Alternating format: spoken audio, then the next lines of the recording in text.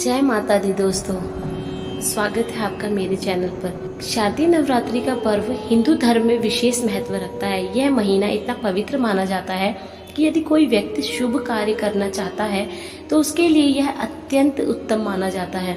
शारदीय नवरात्रि पर माता रानी की उपासना करना भी बेहद शुभ होता है। इस साल शारदीय नवरात्रि का आरंभ 22 सितंबर से हो रहा है।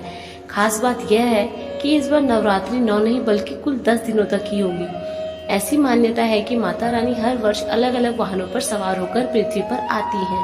इस बार नवरात्रि में माता रानी हाथी पर सवार होकर आ रही हैं। शास्त्रों के अनुसार देवी दुर्गा के वाहन का विशेष महत्व होता है, जो वर्ष की सामाजिक और प्राकृतिक परिस्थितियों की झलक देता है। माना जाता है कि देश में अच्छी वर्षा होगी, कृषि देश में उन्नति होगी और समृद्धि के योग बनेंगे।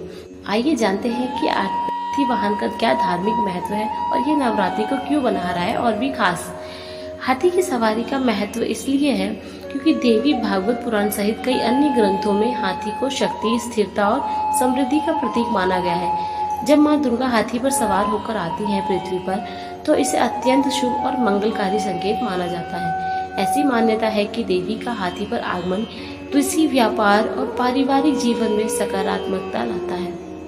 यह संकेत करता है कि खेतों में अच्छी फसल होगी और भरपूर वर्षा होगी, जिससे किसानों को लाभ मिलेगा, व्यापार और कारोबार में तेजी आएगी। आर्थिक दृष्टि से समय लाभकारी रहेगा और लोगों के जीवन में स्थायित्व तथा उन्नति आएगी। साथ ही परिवार में सुख, शांति और आपसी प्रेम का वातावरण बनेगा।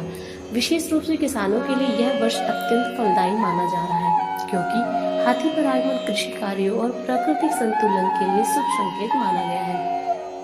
हिंदू परंपराओं में हाथी को शुभ जीव माना गया है। भगवान इंद्र का वाहन ऐरावत भी हाथी ही है और गणपति का स्वरूप भी हाथी मुख है, जो बुद्धि, समृद्धि का द्योतक है। यही कारण है कि जब माँ दुर्गा हाथी की सवारी करती हैं, तो यह सकारात्मक ऊर्जा और मंगलकारी फल का प्रतीक माना जाता है। और इस बार माता रानी का प्रस्थान मनुष्य के कंधे पर होगा और यह गुरुवार 2 अक्टूबर को होगा।